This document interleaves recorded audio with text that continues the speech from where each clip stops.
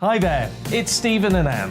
At breakfast from 6 a.m, you'll always be caught up with everything you need to know, the latest headlines, opinions and debates. We'll bring you the good news and the bad, but most of all, we're here for you. Remember, send in your views and let us know what you would like us to talk about. That's because we're your news channel. And every morning at 6 a.m, it's breakfast on GB News. I'm Dan Wootton. Join me Monday to Thursday from 9 to 11 for the feistiest and most fun news debate on TV, where free speech reigns. I'll bring you a sharp take on the day's biggest stories, bombshell newsmaker interviews, and A-list guests. And I guarantee you, no spin, no bias, no censorship, and no reason to go to bed. That's Dan Wootton Tonight, Monday to Thursdays from 9 on GB News.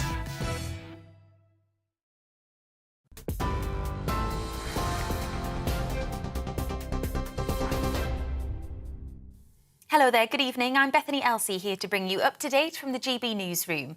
The Labour leader has set out a £29 billion plan to tackle what he's calling a national economic emergency.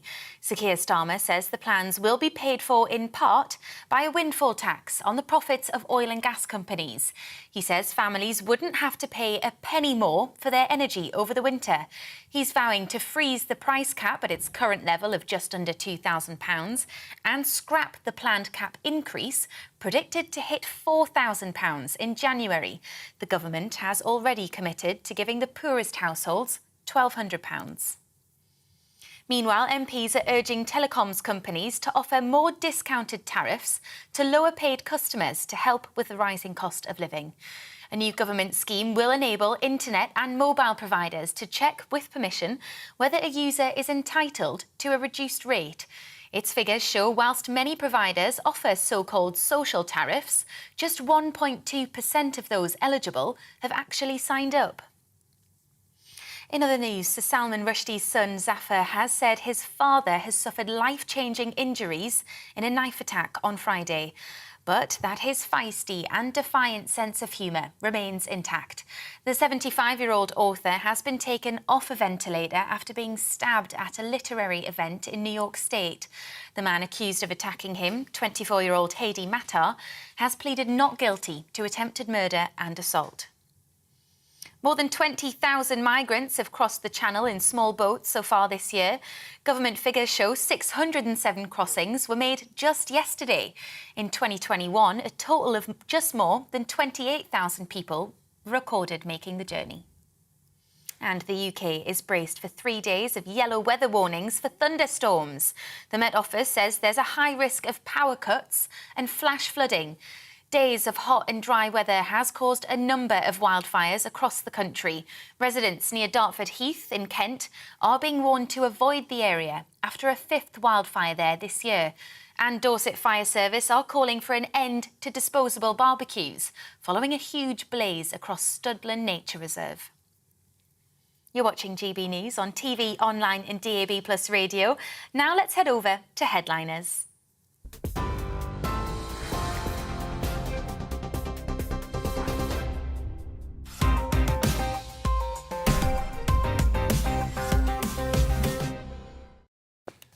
I'm Mark Dolan, and this is Headliners, your first look at tomorrow's papers. Joining me tonight, as always, are two fantastic comedians. Headliners legend Leo Kearse and a brand new voice on the show, a man you'll be seeing many times in the future, the one, the only Mr. Paul Cox. Great to have both of you with us, and let's start with a look at tomorrow's front pages. And we start with the Daily Mail, who are splashing with the following. After number of clearing places at elite Russell Group halves in just 2 years, pupils face toughest university scramble in decades. School leavers face double heartbreak this week as tens of thousands are expected to lose their university place, then struggle to find a replacement. Worrying times for our youngsters. Next up, we've got the Daily Telegraph. Prepare to be disappointed with A-levels pupils told. Crackdown on grade inflation will see many miss out on university places. What an absolute mess they've got themselves into there with that grading scandal. Starmer's energy price freeze is an illusion, say the Telegraph, and storms set to break the heat wave.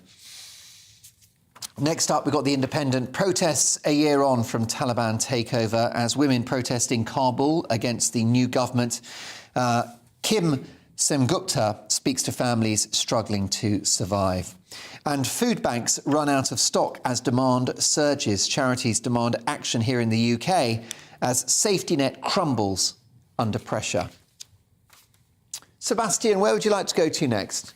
We've got The Guardian now. Indonesians on UK farms face risk of debt bondage. Very concerning story there about fruit pickers who work for a number of major supermarkets, including M&S, Waitrose, Sainsbury's and Tesco, have been saddled with debts of up to £5,000 by unlicensed foreign brokers to work in Britain for a single season.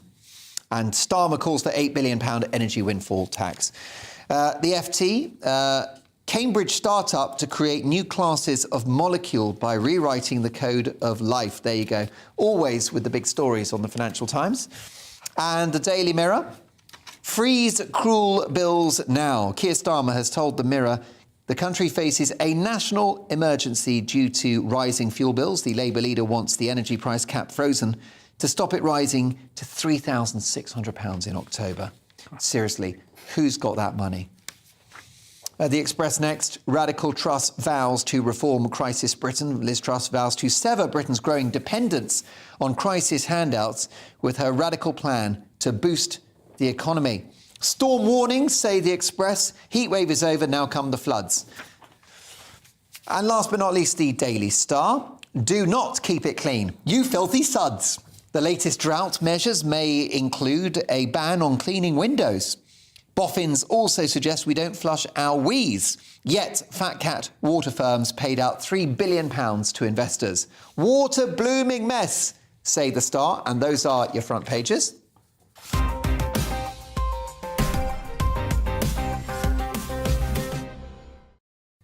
Now, the Daily Mail lead with pupils face toughest university scramble in decades. And move over Liz, Damien's got a new leading lady. Those are the headlines, but let's kick off now with this story, Leo, in the Mirror, and Keir Starmer finally making headlines on the front pages in relation to the energy crisis.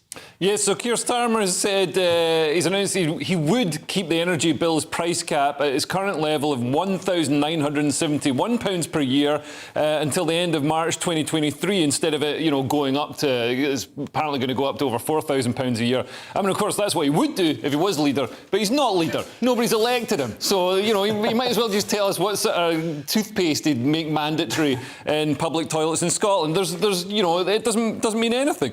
It would cost £36 billion apparently, and he said we'd bring bills down, paid for by taxing oil and gas producers who are making profits. And they're making profits because they're producing the thing that people need. If you punish those companies that are getting the stuff out the ground and bringing it to us, they're not going to want to do it because they're not going to make any money. They'll make money doing PR or Netflix or whatever's a more productive use for their capital. And to be honest, capping prices, I don't think this is a particularly Labour socialist policy, because capping prices reduces the incentive to reduce energy use. So energy prices have gone up because there's not enough energy. We solve that by getting more oil and gas out of the ground, by fracking, by building nuclear power stations.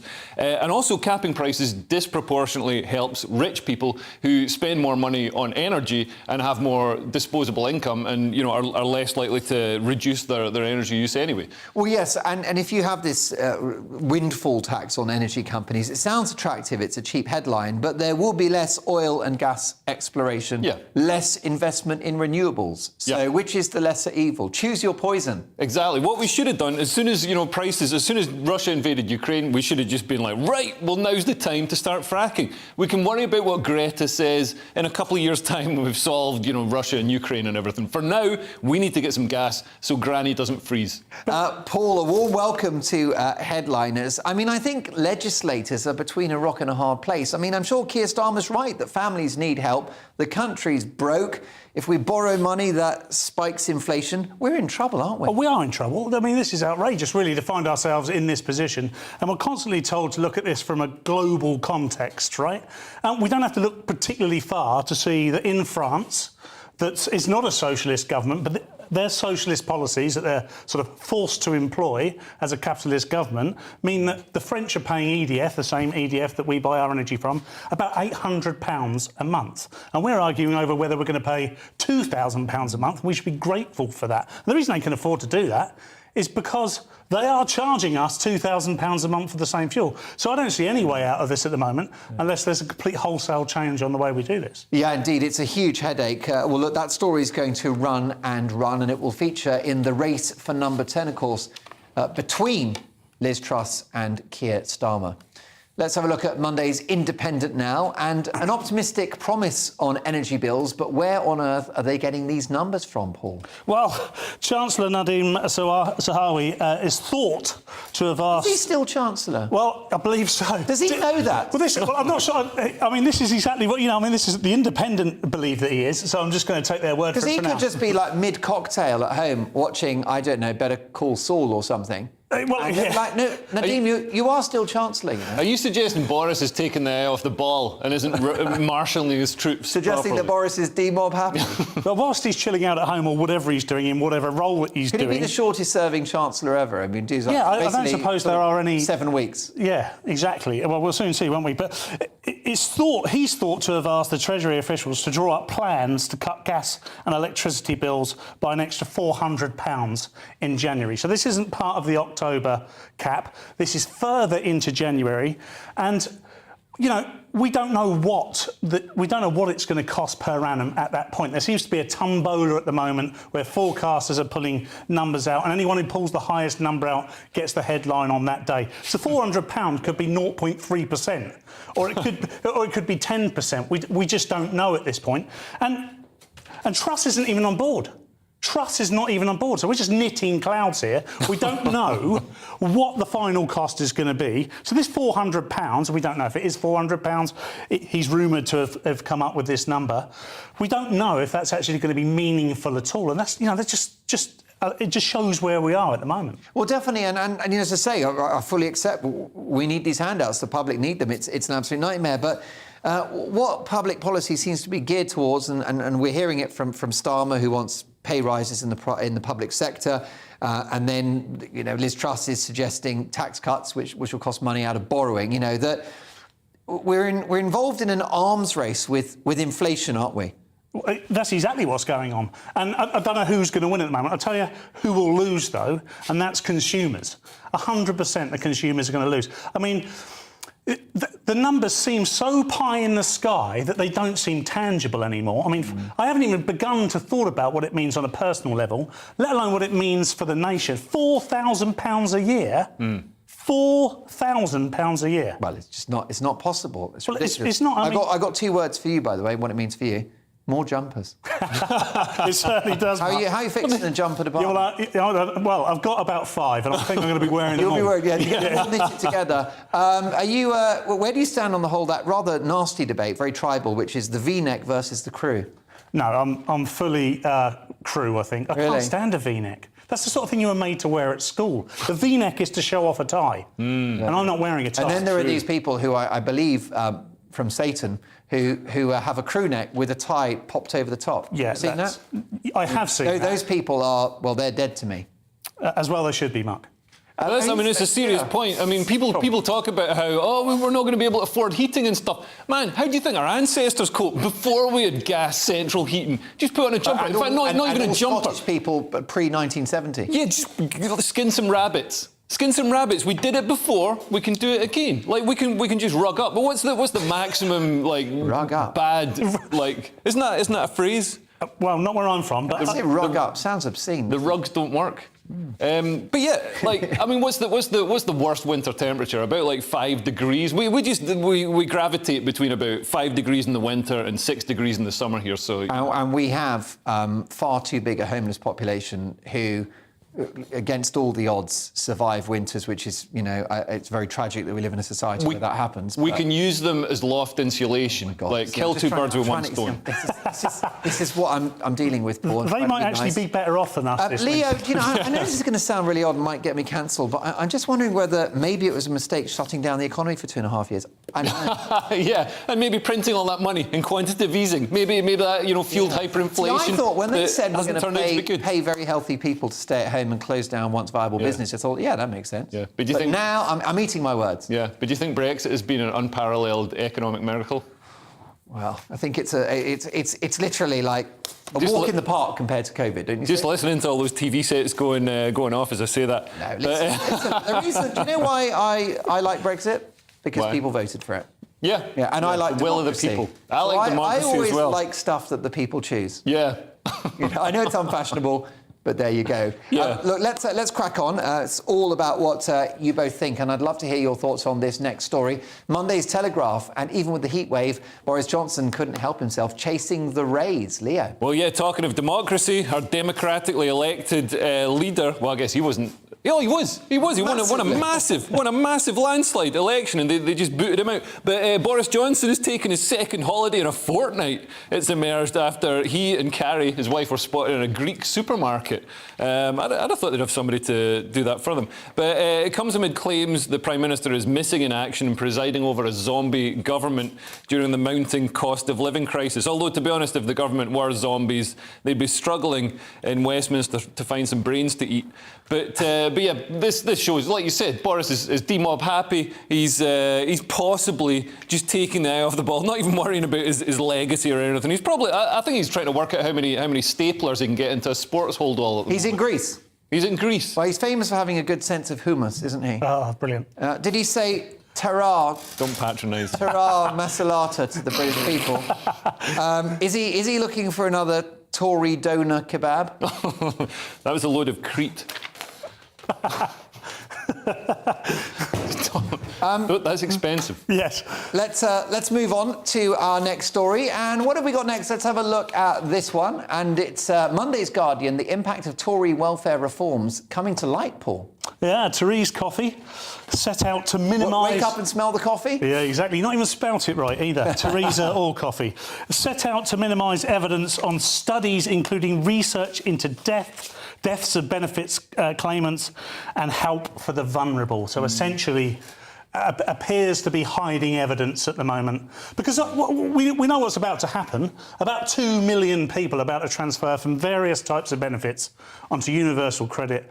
And I'd imagine the evidence is that's going to be shocking for a lot of those people. So why would she want to bring it out into the open right now, Mark? Ian Duncan-Smith, who was the architect of universal credit, which, by the way, was a policy backed by Keir Starmer at the time, because on paper it makes a lot of logical sense, but he resigned from the government because it wasn't adequately resourced. So if you're going to go universal credit, you've got to pay for it. Yeah. Because then the principle of a sort of simple system, rather than lots of different departments, lots of forms to fill out, it makes sense, doesn't it? I think it absolutely, genuinely, I believe it does make sense. The trouble is, you have to look at, does it support everyone in the same way they were supported before? Now, there's obviously a raft of arguments and a lot of nuance there, but ultimately... I got a good argument. Go on, then. Yeah. My taxes. I don't want it getting spent on people that aren't me. So...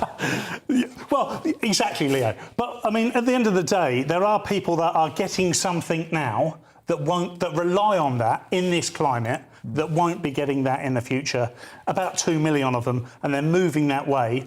And I guess, I mean, there is probably some good reason not to release this at this point, because you want it to be a success, and this could sink it straight away, I think. Yeah, for sure, and potentially another headache for our next Prime Minister.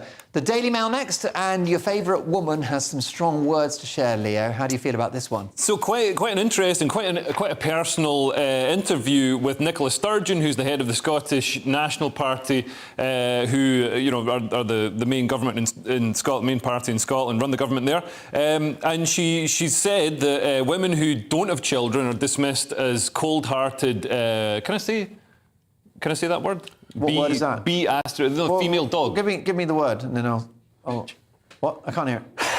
Well, Then it's your fault. Cold-hearted bitches. No, you can't say that. Oh, right. Well, I've got in trouble before for saying stuff. So she said, the women who don't have children are dismissed as that because they're prioritising their careers over having a family. And she also said that in 2016, she sadly revealed she suffered a miscarriage 5 years earlier. So 5 years, so that would be 2011. So yeah, I mean that's terribly sad, of course. And she says the perfect illustration. So she gets this focus, and I think Angela Merkel, another world leader, and Theresa May had it as well. Yeah. So she says the perfect illustration is Alex Salmond, who's the previous leader of the SNP. She said, I can't recall a single interview he did in his entire time as First Minister or SNP leader about why he didn't have children. Although I can answer that, it's because he couldn't pin a woman enough to actually impregnate her. And if they ran upstairs, he was lost. He'd run out of puff after a few steps and just decide to sit down and have a Mars bar instead. A lot of what Leo's saying tonight is tongue-in-cheek. It's satire. Some of it he thinks, so you'll have to tell the difference. Look, Leo, the thing is, it's we can debate the rights and wrongs of Nicola Sturgeon's premiership in terms of her policies, but it's not right, is it, for a woman to be judged, especially someone in power, for not having had kids? Oh yeah, absolutely, and especially when she suffered a miscarriage. You can imagine the personal pain that would cause her. And for all that I disagree with her politically and think her and her government aren't doing a good job with Scotland or taking Scotland in the right direction, or just have the right idea. They're making Scotland into a very parochial, inward-looking country. This is obviously a tragic thing, and she's obviously acting with honour, and she thinks she's doing the right thing. So it's sad to see that she's suffered this personal trauma. Indeed. I mean, do you think that there's a perception that if you don't have kids, you're somehow a bit selfish, or either gender? Well, there is a perception, definitely. Otherwise, this wouldn't be a story. Nicola Sturgeon wouldn't be saying it. I mean, it's very difficult to bring a family together and break up a union at the same time. So you're working very different muscles there, aren't you? You are, indeed. But we shouldn't take away from the fact that she makes a very valid point, I think. Women are judged very differently. I mean, Boris makes lots of children. So we know it's possible, but he doesn't have to do anything about it once that bit's happened, does he? Well, what he's done, he got Brexit done, right? Yeah, he got that election victory in 2019, and now he's tackling global depopulation. And I think he'll be at that for many years to come. Yeah. To be honest, he's doing a sterling job. I mean, his legacy should be, like you say, the repopulation of Britain, which is essential. There you go, exactly. Let's have a look now at this next story, and it's Monday's Metro, and we'll stick with Scotland, but happier woman, I assume. Paul? Yeah, I'd say so. Scotland will become the first country in the world to legally protect the right to free period products when new legislation comes into play tomorrow. Now, this is fantastic. I can't see anything wrong with it. I mean, Leo might be able to, but I can't see anything wrong with this. I mean, the context is important. Scotland's about 5 million people, so therefore about 2.5 million women. So it's much more achievable to do this in terms of the economics. That's about a third of London's population, for instance. But we shouldn't take away from the fact that they've managed to do it. I think it was a Labour MSP that brought it forward, and it's been supported throughout. So the fact that they've managed to achieve this, it's taken some time, obviously, but the fact they've managed to achieve this, I think, fantastic. A question, just devil's advocate. Is that money better spent than more money going into GP surgeries, cancer treatments, schools, policing? I mean, that's a difficult question. That's the point about politics, isn't it? People have these headline-grabbing policies, and it's a very attractive one, 100%. But politics is about tough choices, isn't it? Yes, it is. And I think, in many ways, this is a tough choice too. Period poverty is a serious situation for a lot of young women, and it solves that problem. You're not going to solve all the problems. But this, there's a lot to be said for popularism. I mean, and this is a policy that's popular. And also it's the dignity of women as well. No, absolutely. I've got an issue with this. Well, I've got a couple of issues. First off, I don't care about anybody's dignity. But second off, they say it's free. It's not free. There's no such thing as free stuff. What they mean is the government goes and buys it for you instead of you buying it yourself with your own money. And so that's a nonsense. And I just think socialism falls down because, and this is why America and the free world has been much more successful than communist regimes. Because, like, for example, if you're going to buy a laptop, are you going to buy a better laptop yourself if you spend your own money, get a better deal, get a better laptop? Or if some disinterested government apparatchik who doesn't care about your laptop and is spending someone else's money, do you think they're going to get a better laptop? No. If you spend your money yourself, you're always going to get a better deal than the government. Do we know the ballpark figure for how much this will cost annually? £27 million has been spent since 2017. And that's before the laws even come in. So this will probably cost a lot more. Yeah, OK, well, look, it's clearly, I think, the optics of it are right. But as I said earlier, there's a pot of cash and the job of politicians is to make those tough decisions about where that money should go.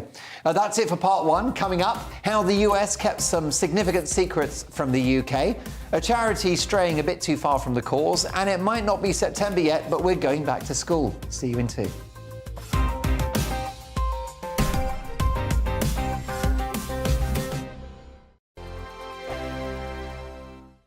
Join my show Farage, 7 p.m. till 8 p.m. Monday through Thursday. And there you will get opinion, analysis, debate, and I'll cover stories that nobody else dares to touch. You've been cancelled. Join the club. Oh, my goodness me. And then for the last 15 minutes, talking pints. We're over a drink. We have a civilised conversation with someone. We very often disagree, but we do it in a grown-up way. Come and join me on Farage.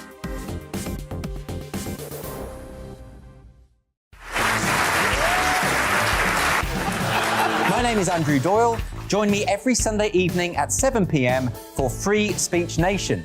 This is a show where we address current affairs and news stories of the week with the help of 2 wonderful comedian panellists. I brought in comics because I want to give it a lighter edge, and also they work for less.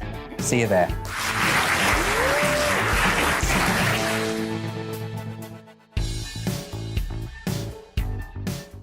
Hi there, it's Stephen and Anne. At breakfast from 6 a.m, you'll always be caught up with everything you need to know, the latest headlines, opinions and debates. We'll bring you the good news and the bad, but most of all, we're here for you. Remember, send in your views and let us know what you would like us to talk about. That's because we're your news channel. And every morning at 6 a.m, it's breakfast on GB News. I'm Dan Wootton. Join me Monday to Thursday from 9 to 11 for the feistiest and most fun news debate on TV, where free speech reigns. I'll bring you a sharp take on the day's biggest stories, bombshell newsmaker interviews, and A-list guests. And I guarantee you, no spin, no bias, no censorship, and no reason to go to bed. That's Dan Wootton Tonight, Monday to Thursdays from 9 on GB News.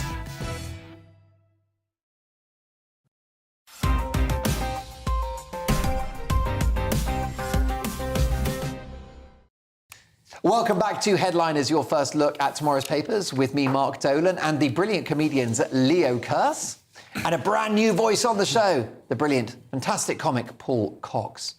Well, let's crack on Monday's Times. And a year on from the Taliban takeover of Afghanistan, our greatest ally may have left us in the dark, Leo. Yeah, so America obviously led the charge into Afghanistan and spent the biggest amount of money, lost the most lives and things in there. But Britain was close behind. We spent, I think, £40 billion pounds, and we lost 453 soldiers. So, a significant cost to our armed forces who, sacrificed themselves to try and bring, democracy and liberalism to that part of the world. But the US kept Britain in the dark. Over the deal that led the Taliban back to power. So we're sort of wrong-footed by Joe Biden. And I really feel, the Biden administration, they didn't just let down Afghanistan and the people who, believed in the American project and believed in the liberalism that they thought they could install there. They also they let down Britain as well. And I mean, I think the whole Afghanistan project was so flawed from the start. Just this idea that we can go to radically culturally different places such as Iraq or Afghanistan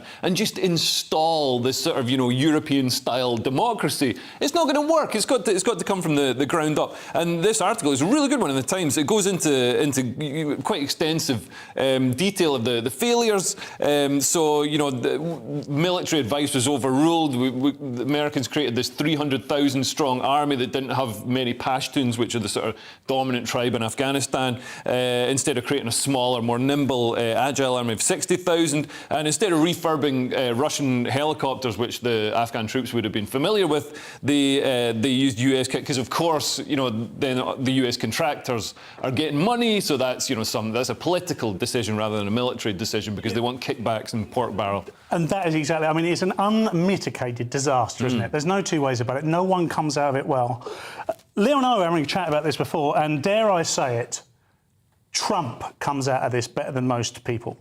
As usual. Well, I don't know if I can agree with that entirely. My dad will be watching this. You've only been on GB News for 20 minutes and you're doing very well.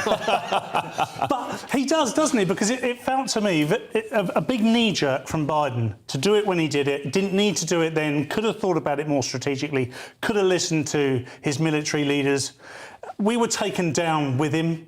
There was much more we could have done. Dominic Raab was on a beach or a sun lounger somewhere in Greece. Greece again. They must have a timeshare in Greece. But do you think nobody come out of it well. He was looking for another Tory doner kebab? As good as it was the first time round. You call that reincorporation. I think I proved it works brilliantly. That was bad. And of course, Joe Biden not taking Boris Johnson's calls at the time as well, or at least so we're told. So it's not a good look for the White House. Probably couldn't find the What phone. about this? You mentioned Trump. I mean, it was Trump that negotiated this withdrawal. So would you agree, Paul, with Trump supporters who would say that on his watch the withdrawal would not have happened in this way? I'm not going to agree on national TV with Trump supporters. I'm not going down that line, I'm afraid, Mark. But in terms, do they have a point? Yes. For balance, they absolutely do have a point. He negotiated something and it wasn't delivered in the way he negotiated it. No one's explained to me the difference in terms of how Trump would have handled this. Yeah. Because, he said, we want to get out as soon as possible, which is what Biden did. Yeah. So, is this not a bit of a blame game from the Trump side? Yeah, and I'm not sure that Trump would have handled it better, but we'll never know that because Trump wasn't in power when it happened, and Biden certainly, couldn't have been worse. He couldn't have done it faster and more ineffectively, and really just abandon all those poor, Afghan people who believed in, and it was the people who believed in America, believed in the West, that got punished when the Taliban. Yeah, and actually, came in. the Trump, of course, the face of the art of the deal would have struck a tougher negotiation, most likely with the Taliban. And they killed. One of the first things they did when they came in was kill Nazar Mohammed, the Afghan comedian. Which, we're seeing comedy coming in under attack all around the world from this kind of thing. Crack House Comedy in Kuala Lumpur, we were talking about it last night, shut down by Islamists. Yeah. Very shocking stuff indeed. Sticking with the Times, it looks like Amnesty International is straying away from its original mission, Paul. Yes, the human rights charity is under fire for criticising the Ukraine's army. That's not something we say too often, is it? Has it strayed too far from the original mission? Asked Madeleine Spence. Now, Pierre Watsberg resigned this week. 88-year-old Watsberg, the co-founder of the Swedish arm of Amnesty International, did so not because he had finally reached the end of a lifelong commitment to support the silenced, but because of his outrage at a press report produced by his counterparts in Amnesty International's secretariat, essentially sort of saying that the Ukrainians have been fighting the war from schools and hospitals and putting civilians at risk. I'm not convinced you can really complain where a war's being fought from, particularly if you're the ones being attacked. Yeah. This isn't PlayStation. You can't pause it and say, can we go to another room, please? It's not like the kids are involved either. It's not like PE is now war. They're well out the way. Now, I know hospitals are nearby and there are people in those hospitals, but I'm not sure there is a valid point here. And Russia are not playing clean, are they? No. They've already been accused of multiple war crimes already. Well, exactly, and rightly so by the sounds of it. I mean, you know, I've got no evidence myself right here now, Mark, but this just plays into their hands again. I don't know why we do this to ourselves. Yeah, this is propaganda for Russia. They're already using it as propaganda to say, oh, look, you know, Amnesty International say that, you know, Ukraine is committing war crimes and you know, fighting badly. But like you say, Ukraine was invaded. It didn't choose to have these battles. If it's having to fight in cities, in populated areas, that's because that's where it's being attacked. It's an absolute nonsense to think that, you know, Ukraine chose this. And this isn't the first time that Amnesty International have done this kind of thing. They're systemically woke and they pick apart even heroes such as Alexei Navalny, the Russian opposition leader who's in jail. They refuse to recognise him as a prisoner of conscience because, decades ago, years ago, he, you know, because obviously in Russian politics is going to be a messy world. He had to align himself with some, you know, distasteful groups that maybe didn't have the right, you know, Islington woke values of Amnesty International because he's in Siberia. You know what I mean? So the Amnesty were like, oh my God, you're not an intersectional feminist. We're going to revoke your prisoner of conscience thing. And it's an absolute nonsense. Sorry, Leo. Does this woke thing really stand up in this context, though? Because the reason I say that is because it's woke to support the Ukrainians. It's not woke to support the Russians, which this does. And it's actually an argument from the centre and right outwards that the Ukrainians are in the wrong in some way, or to question it is to the right of the argument. It's woke to pick holes in anything that's good, like Western liberal democracy, for example. So with Alexei Navalny, who's standing up against Putin, you know, they're picking holes in him. They did revoke. They did go back to supporting him as a prisoner of conscience. But we're seeing organisations such as Amnesty International are systemically woke, and so they've got equality, diversity, and inclusion departments that make sure that, you know, everything's taken out of context and has to be filtered, you know, through the wrong lens. You question, and rightly so, Paul, about the sort of logic of sort of the woke agenda, but it has no logic. It's contradictory and it's all over the shop. So you're right that being very pro-Ukraine is very woke, and if you're on Twitter in your bio, you've got the Ukrainian flag and all that stuff. You know, you've got the blue heart, you've got the EU flag, Ukraine. So yes, you're right that being pro-Ukraine is very woke. But then the woke is largely or partly directed by the political hard left. And the political hard left, some of the public figures, you know, in that grouping have been very vocal against Ukraine and pro-Russia in recent weeks. Jeremy Corbyn. So Jeremy Corbyn said that we shouldn't be sending weapons to Ukraine because those weapons are killing Russians, who I believe invaded Ukraine. Then you've got the RMT leader, Mick Lynch, who's also been rather excoriating about the government's handling of this in relation to Russia and sort of saying that the Ukrainians, to paraphrase, have brought this to a degree on themselves. So, you know, so it's a hard left wokies, a bit pro-Russian, if we're honest. And let's not forget old Corbyn, who the wokies love. He's like their spiritual leader. He sided effectively with Russia over Salisbury, the Salisbury attack. In Parliament, he said to the then leader of the Conservative Party, the Prime Minister, Theresa May, that we should send the evidence to the Russians and let them check what it is.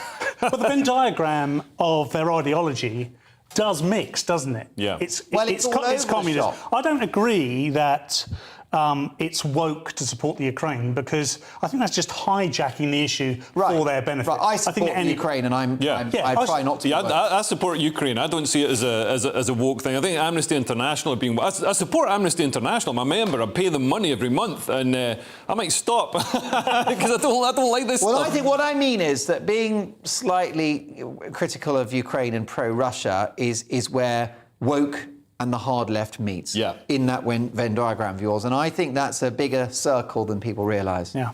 But it's all about opinions, who knows? I could turn woke, never say never. I think I'd look good with blue hair, don't you? You would. Anything would be an improvement on what we're currently rocking. Sticking with the Times, or no, we won't, because we move on now to our next story, the Daily Mail. And children all over the country are hoping this one becomes a reality, Leo. Yeah, so head teachers are considering implementing 3-day weeks at schools as they just want some time off They like lockdown, they like furlough. No, that's not the reason they give.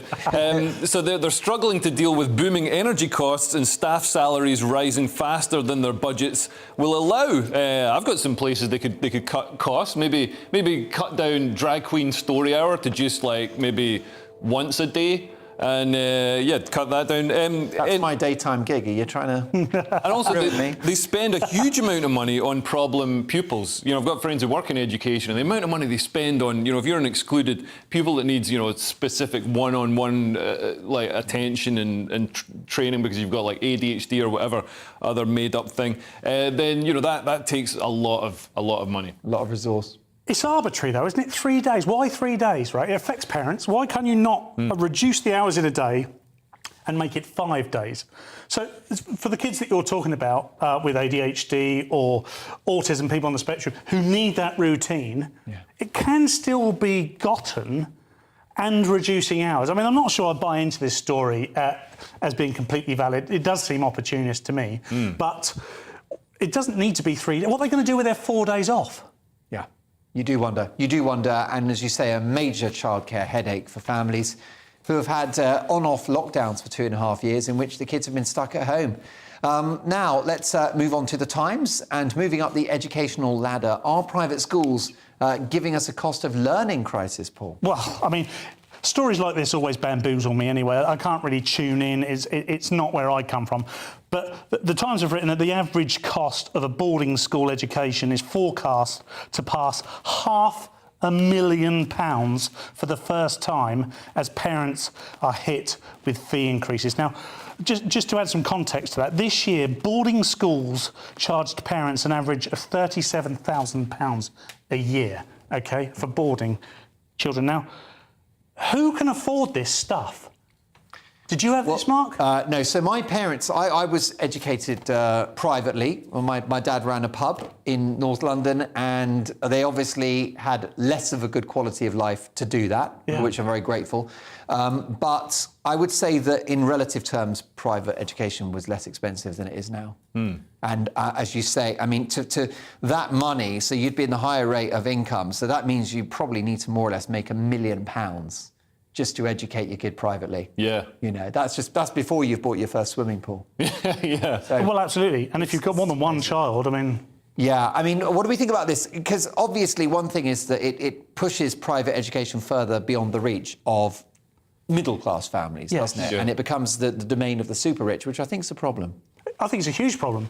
I mean, I have no particular issue with private education.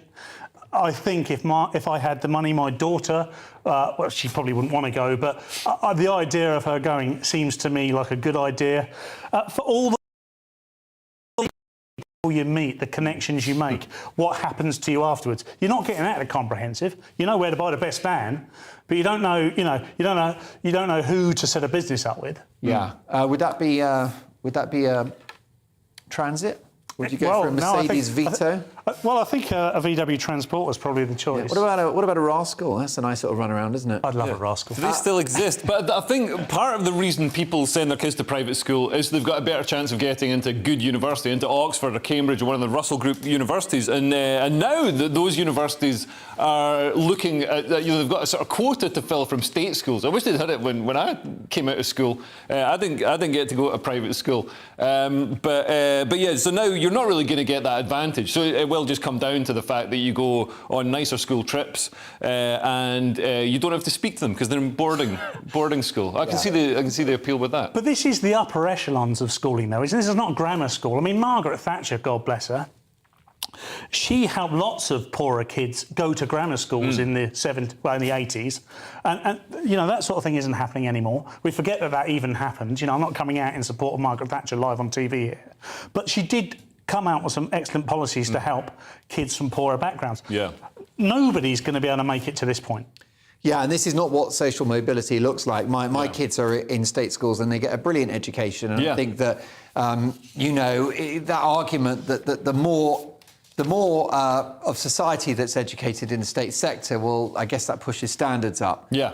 As opposed to sort of siphoning off the best kids and shoving them private. Absolutely. And I don't even think they're the best kids. I mean, when I was growing up in Scotland, like, state school was where everybody went. And then it was only if you had some sort of musical, if you're a musical prodigy, or if you were a bit special, then you were sent to private school because you had to have the special treatment and stuff. But yeah, I think it's better if everybody, I hate to sound like a socialist when I'm not, but it is better if everybody goes to state school. Just as long as they stop, pushing like, gender ideology and wokeism on there. There's some fantastic, like when I went to school, really passionate, fantastic teachers who really cared about teaching us. And I think that's what it needs. And also the difference when you're growing up sort of state sector versus private school in Scotland, was it easier to beat up and steal the dinner money of those private school kids? Yeah, and then spend it on heroin. It was, It's the circle of life, isn't it? Yeah. It's like a Scottish love story. Yeah, actually, there's apparently a lot more drugs at private schools because they've got the money. We didn't have anything. We had like 68 pence between better us. quality drugs. Much better gear. Who knew? And I'm not talking about staplers. That's it for part 2. We've saved our best till last, folks. Coming up, hide and seek has gone pro, climate activists who like filling holes, and is your vacuum spying on you? See you in 2.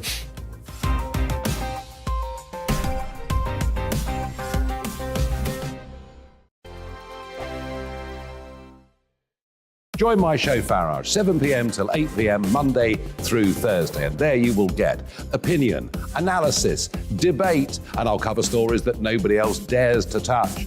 You've been cancelled. Join the club. Oh, my goodness me. And then for the last 15 minutes, talking pints. We're over a drink. We have a civilised conversation with someone. We very often disagree, but we do it in a grown-up way. Come and join me on Farage.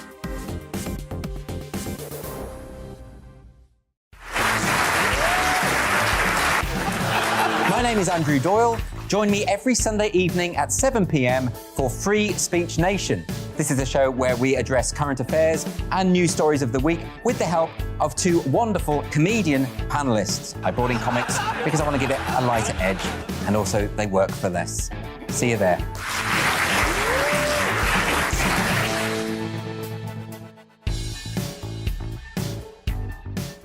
Hi there, it's Stephen and Anne. At breakfast from 6 a.m, you'll always be caught up with everything you need to know, the latest headlines, opinions and debates. We'll bring you the good news and the bad, but most of all, we're here for you. Remember, send in your views and let us know what you would like us to talk about. That's because we're your news channel. And every morning at 6 a.m, it's breakfast on GB News. I'm Dan Wootton. Join me Monday to Thursday from 9 to 11 for the feistiest and most fun news debate on TV, where free speech reigns. I'll bring you a sharp take on the day's biggest stories, bombshell newsmaker interviews, and A-list guests. And I guarantee you, no spin, no bias, no censorship, and no reason to go to bed. That's Dan Wootton Tonight, Monday to Thursdays from 9 on GB News.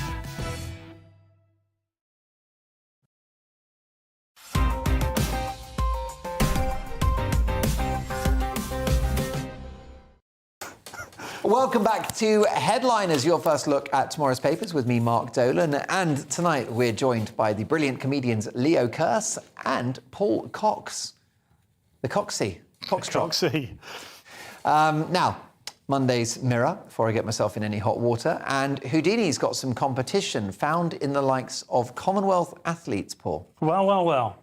This hasn't happened before, has it? A total of 17 people connected to the Birmingham 2020 Commonwealth Games, huge success, by the way, I think, have been reported missing since the event got underway, police confirm. Now, 9 of these have since been found and 8 remain outstanding.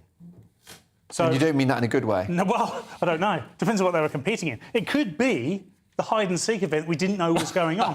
Perhaps they should be sending the police out and not immigration. Don't you think, because there's a lot of discussion about illegal migrants into the country, and of course we know the history of this country is that so many people that have come from elsewhere have transformed the fortunes of our nation. Inventors, authors, artists, you name it, right?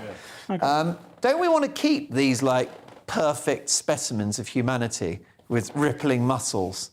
and personal bests and a competitive mindset. Personally, I don't have any issue with it. I mean, they're largely from Sri Lanka, which I know the politics there is a bit of an issue at the moment, but why wouldn't you want to go back to Sri Lanka? And the weather here is probably better at the moment, I'd imagine. But I guess that we offer a better life, don't we? Yeah. And I think we should be proud of that. And for all that we've got inflation, I think they're going through even more economic and political turmoil in Sri Lanka right now. But yeah, it is. And apparently a lot of them are from the country's armed forces. So there's a male judo manager, a female judo athlete, 2 male wrestlers, 3 boxers, 2 male beach volleyball players, and a female wrestler. So yeah, I mean, they sound. We're going to be tooled up, aren't we? We're ready to go. I just think it's they enter they've sort of entered the country via the Commonwealth Games when these are the perfect people to come across the channel. But we wouldn't even need a dinghy. Yeah, you know what I mean, wouldn't need an oar. Yeah. Just those big, strong arms. Away you go. I do hope we're not making light of this story. Let's move on now to The Guardian, and there's nothing better than getting burnt to a crisp while watching your favourite team win 4-0 against Bournemouth, Leo. Yeah, so Manchester City, that's the club, not the city, it's a football club. They've been criticised by a skin cancer charity after fans were told they could not take sun cream into the Etihad Stadium. So one of the side effects of climate change is we get nice weather, we get sunshine now. So now, for the first time ever, they're selling sun cream in Manchester, and so people were taking it into the stadium to protect them, and it was taken off them. I don't know why. You know, like they take stuff like that off you on a plane in case you can make a bomb in your shoe with it. But yes, they took this off, and obviously that means people are standing there in the sun all day long, getting sunburnt, and that's bad for cancer. So they've been criticised. I'd rather be covered in sunscreen than some of the other stuff they chuck around in Manchester. But I mean, just put it on beforehand. I'm not sure. I don't. I mean, the club haven't come back and answered this story. I think that's quite key. It does seem mad, doesn't it? I assume it could be used as a weapon, but. Yeah, and the problem with if you're kind of in situ when the weather's good, so that would be a football match for 90 minutes plus half time. You normally get a sunburn, a really specific sort of spot on the body, don't you? Just like the side of the neck or the ankles. It's never a complete overall burn, is it? No. You know, and then you think to yourself, that's a bit of earlobe I'll never get back. Which is not great, is it? And so it is a concern. Where do you stand on the SPF? Because I've always been 50 myself. Where do you? I mean, look at me, Mark. Yeah, I need 100. Minimum 50. Yeah. I would need. I'd be saying to them, I can't go in. Do you know what I put on you? I'm not going to lie. I'd probably put some undercoat on. And a bit I thought you were going to say underwear then. No. I'm glad you finished it. I'd give you Dulux Apple Whites, all weather. Oh, I think I'd look rather lovely in that. Yeah. And I do think so. What about you? What's your SPF? Well, I don't really wear sun cream unless I'm in Australia or somewhere that's got proper sun. But Legend. Yeah, you can just go out in the sun here because it's British sun, so it's not going to do any bad. Is that right? Yeah. Yeah, and that's official. That's official. That's right. Skin cancer charity. This show has a very, very clear message every time we're on air, which is don't ask your doctor, listen to Leo Kirst. Yeah. Oh, my. Monday's Telegraph now, and these activists certainly know how to fill holes, Paul. They certainly do. Members of the Toulouse branch of Extinction Rebellion snuck into 2 courses last week as sport escape drought restrictions. So I think the problem they've got here is that some golf courses in France are obviously exempt, and they've gone onto the course and filled in the holes with concrete. I mean, it's better than them gluing themselves to the road. No, they're not stopping anyone getting to A&E. No one has been on the way to A&E and thought, I'll just play a quick 9. So they're not kind of getting... I don't know what they aim to achieve by this, though. I don't know. Who do they... I mean, they're not going to change hearts and minds on the golf course, are they? Well, they're not. And we saw vegan activists pouring milk at the Harrods Food Hall just last week.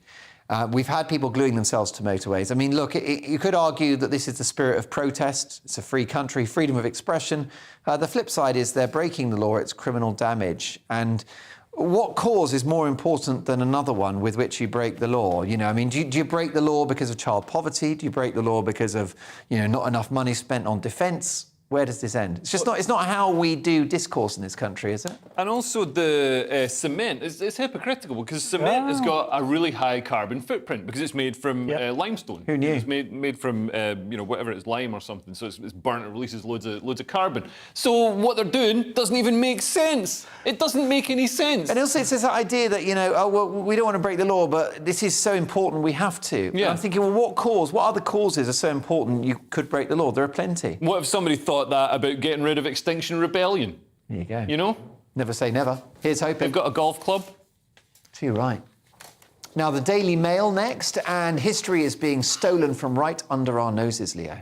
Yeah, so apparently there's a surge in heritage crime, which is churches and historical sites being targeted by thieves, and they steal the valuable stuff inside. So, the candlesticks or, paintings of Jesus or whatever. Probably not paintings of Jesus, because it's melted down. You can't melt down a painting, but, the candlesticks and things like that. They melt down these items, and so then it's impossible to trace them and find out who did it, and it's then the gold or whatever is sold in the black market. I remember they did this with a huge sculpture. They just got it on a flatbed truck. It was like a bronze sculpture by... Who's the guy who does the big... Henry Moore? Yeah, a Henry Moore. And, it was worth... it's pretty much priceless, worth millions. And it's like 12 grand's worth of scrap metal. That's what it is. So it's kind of sad that they're getting these artefacts... Barbaric. ...and getting them, selling them on for such little money. It seems a real... shame. At least steal something that's going to, steal something that's going to be the same sort of value when you sell it on. It's not good business, Leo, is it? Yeah.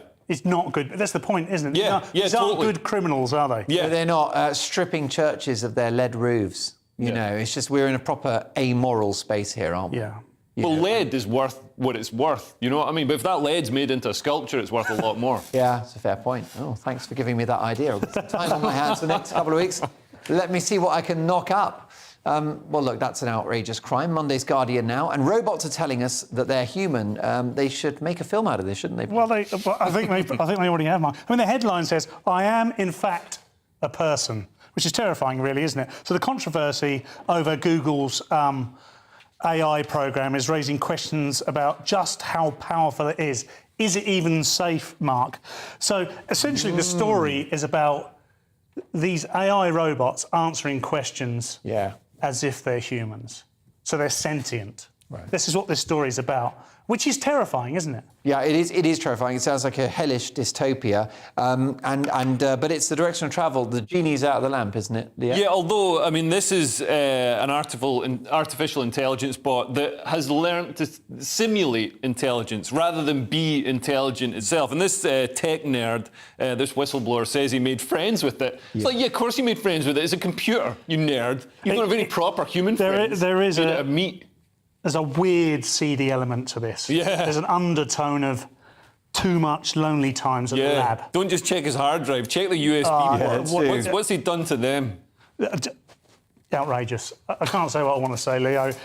I think there's more to this than meets the eye. I think he wants a relationship and he's been turned down. The truth will out. Yes. Can we talk about vacuum cleaners and the fact that they've got a mind of their own, Leo? Yeah, so apparently Amazon's RoboVacs, you've got these Roomba vacuum cleaners that are sort of autonomous and they just drive around your carpet hoovering stuff up. They are giving data to Amazon. Amazon's collecting a huge amount of data on us, not just from our Alexa device. This one tells Amazon where you keep your furniture, the size of each room, the exact sort of map of your house, which is, you can imagine this could be, if the Amazon stormtroopers ever want to kick down your door, they're going to know exactly where you're hiding, where the loft is. This is potentially dangerous. Well, it's not. Obviously, it measures square inches and it learns about the rooms. It's not a vacuum cleaner. It's an estate agent, isn't it? Yeah.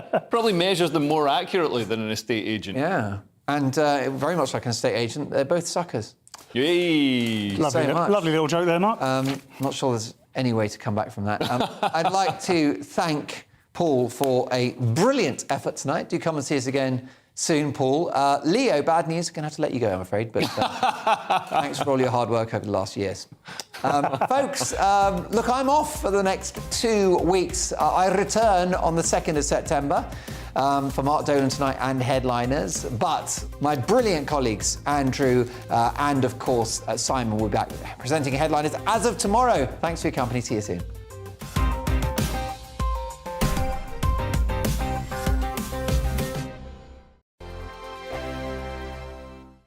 Dan Wootton. Join me Monday to Thursday from 9 to 11 for the feistiest and most fun news debate on TV, where free speech reigns. I'll bring you a sharp take on the day's biggest stories, bombshell newsmaker interviews, and A-list guests. And I guarantee you, no spin, no bias, no censorship, and no reason to go to bed. That's Dan Wootton tonight, Monday to Thursdays from 9 on GB News. On Mark Dolan tonight, we have a simple plan, which is to inform, stimulate, and entertain in equal measure. It's all about getting your opinions on the national television airwaves. I love my viewer emails, mark@gbnews.uk. So do join me from 9 p.m. to midnight every Friday, Saturday, and Sunday for big guests, big opinions, and a big presenter. 6'5", don't you know? See you then on GB News.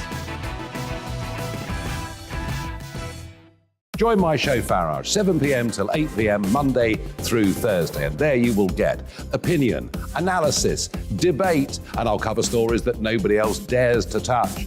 You've been cancelled. Join the club. Oh my goodness me! And then for the last 15 minutes, talking pints. We're over a drink. We have a civilised conversation with someone. We very often disagree, but we do it in a grown-up way. Come and join me on Farage.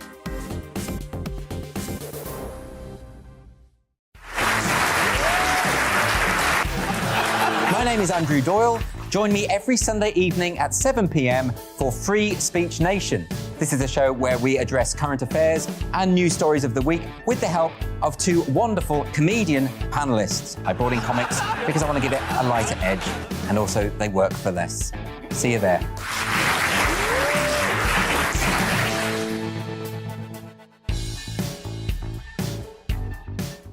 Hi there, it's Stephen and Anne.